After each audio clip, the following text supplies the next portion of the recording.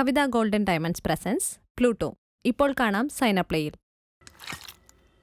ഈ സംഭവത്തെക്കുറിച്ച് നിങ്ങളുടെ അടിയന്തര ശ്രദ്ധയിൽപ്പെടുത്തുന്നതിനാണ് ഈ പെറ്റീഷൻ സമർപ്പിക്കുന്നത്.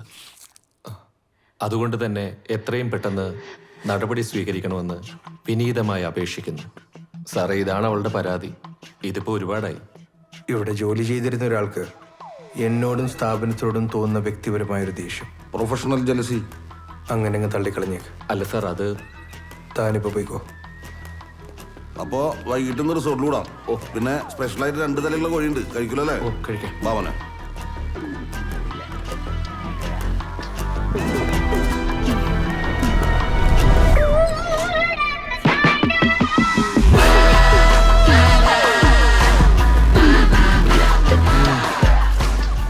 സ്പൈസിയാണ്. തമ്പിക്കുന്ന സ്പൈസി.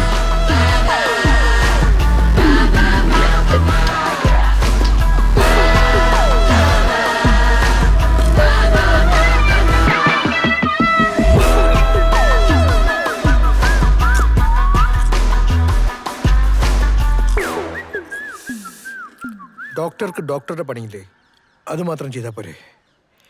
എന്തിനാ ആക്ടിവിസ്റ്റിനെ പണിയുന്നേ അല്ലേ? അതാ, അതുകൊണ്ടാണ് ഞങ്ങൾ പറഞ്ഞോട്ടെ. അതിനെന്നാരും പറഞ്ഞു വിട്ടല്ലോ, ഞാൻ തന്നെ ഇറങ്ങി പോന്നല്ലേ.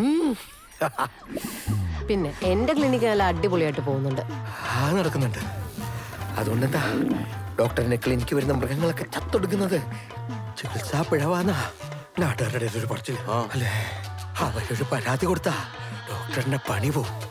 പിന്നെ തിരിച്ചു വന്നാ ഞങ്ങൾക്ക് എടുക്കാൻ പറ്റില്ല. ഭീഷണിയാണോ? ഇത് ഭീഷണിയല്ല, കേട്ടുകേൾവിയാ. ഇനി എന്റെ പരിപാടി തല്ലിട്ടാ പോകുന്നത് ജോലിയായിരിക്കില്ല, തലയായിരിക്കും. Remember that.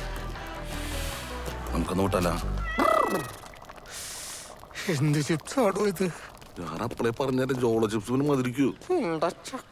ഭീഷണിയേറ്റോ. അവിടെ ഒന്ന് പതറിയിട്ട് നമുക്ക് പോയിരിക്കില്ലേ ഉപയോഗിച്ചാ?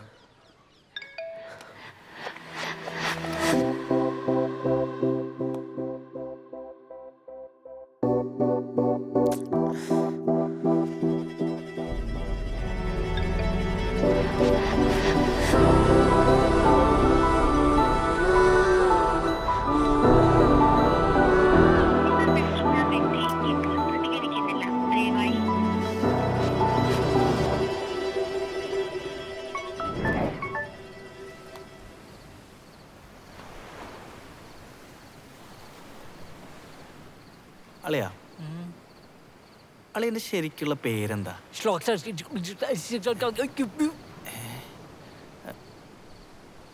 അല്ല, ശരിക്കും എന്തിനാ ഈ ഭൂമിയിലോട്ട് വന്നേ? വന്നതല്ലോ, എത്തിപ്പെട്ടതല്ലേ.